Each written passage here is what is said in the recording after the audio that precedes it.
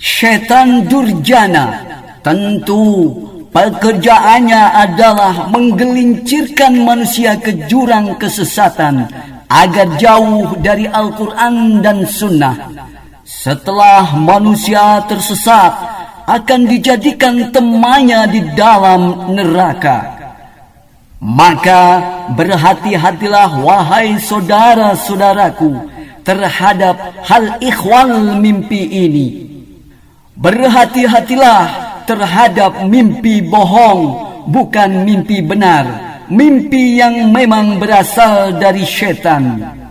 Oleh karena itu, penting kiranya sebagai umat beliau hendaknya mengenal beliau Nabi Muhammad sallallahu alaihi wasallam lebih dekat, sedekat-dekatnya, sehingga akan faham sefaham-fahamnya dengan cara membaca surah Nabi, perjalanan hidup Rasulullah yang mulia, hingga sampai kepada ciri-ciri fisik beliau yang terdapat dalam hadis-hadis yang sahih.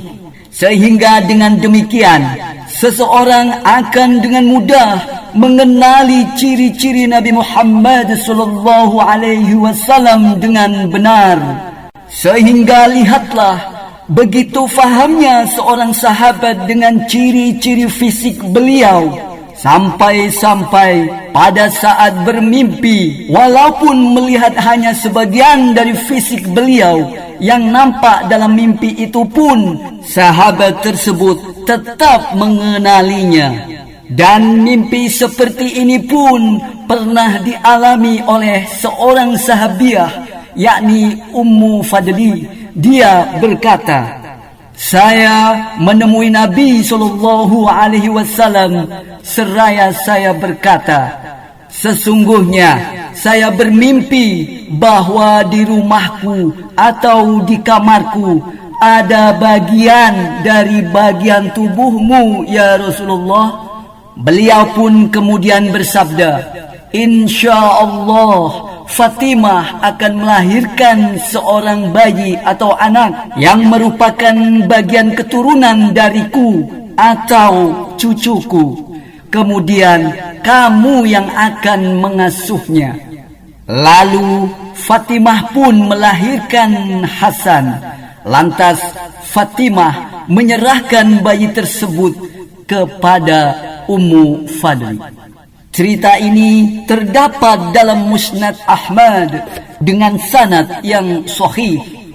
Pelajaran yang dapat diambil dari kisah dalam hadis di atas adalah betapa para sahabat mengenal ciri-ciri fisik beliau Rasulullah sallallahu alaihi wasallam dengan sedetail-detailnya, sefaham-fahamnya, sehingga meskipun Ummu Fadli hanya melihat dalam mimpinya bagian dari tubuh Rasulullah pun dengan mantap dan yakin, sahabiah Ummu Fadli tetap mengenalinya.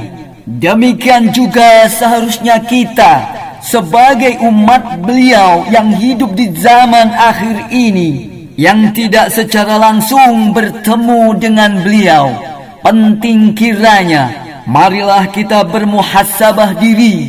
Sudahkah kita faham dengan diri Nabi Muhammad SAW yang kita cintai hingga sefaham-fahamnya? Atau sudahkah kita membaca sirah Nabi dengan sedetail-detailnya? Sudahkah kita membaca hadis-hadis sahih yang mengurai secara lengkap mengenai keagungan pribadi beliau hingga sampai pada ciri-ciri fisik beliau? Sehingga dengan demikian, atas izin dan pertolongan dari Allah, akan dengan mudahnya kita mampu membedakan mana mimpi yang berasal dari Allah dan mana mimpi yang memang berasal dari syaitan.